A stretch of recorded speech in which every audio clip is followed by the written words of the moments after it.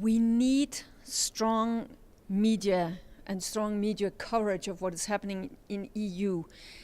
We need that in order to get the citizens more involved. I think that what we'll be discussing at the conference today, that's not only how to get information out there. It's possible to get information out there. Of course, there are very good correspondents. There are, by and large, very good media. But it's something else also to engage people, and it's something else also to do the investigative journalism that any system needs the press to do. So I think we have to decide for ourselves in Europe, is the coverage of EU, is that something that lies only with the Brussels correspondents? Or must it be embedded in the overall political reporting? And I think that there is a parallel in that challenge for the press in the way the politicians must decide whether EU, is that something else? Is that something different from national politics? Is EU Brussels them? Or is EU also us? And it's more than a question of semantics. It means a lot what the answer is.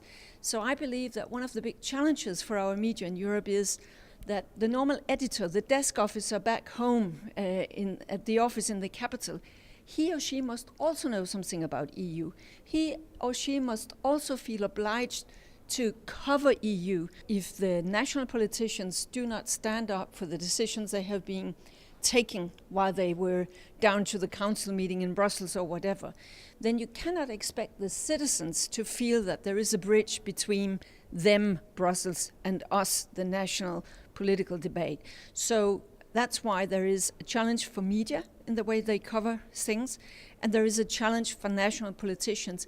And then there is also a challenge for the European institutions, because speaking not from a position from the European Parliament that I do not know that well, but from the Commission side, it should be an embedded part of the priorities in any Directorate General, for instance, to communicate to the citizens, with the citizens, and get also the feedback from the citizens. That it's not just a one-way street. It has to be a two-way communication. It has to be a true dialogue. And there is still a lot to work on. Every office, every DG, yes, it should be a natural thing to think about. We are doing what we are doing for the sake of the European citizens. Therefore, it's very important to communicate to and with them, and not just what we, the senders of the messages, want to communicate.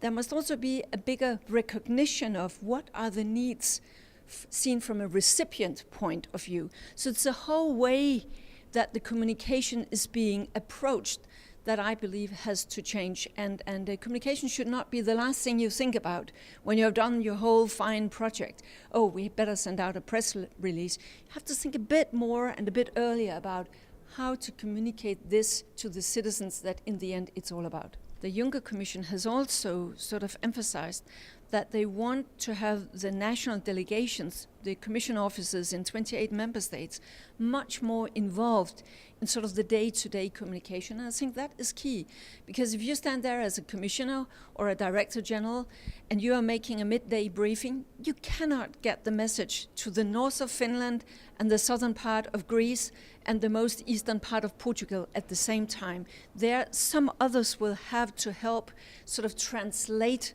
the messages, and there the national delegations could come in.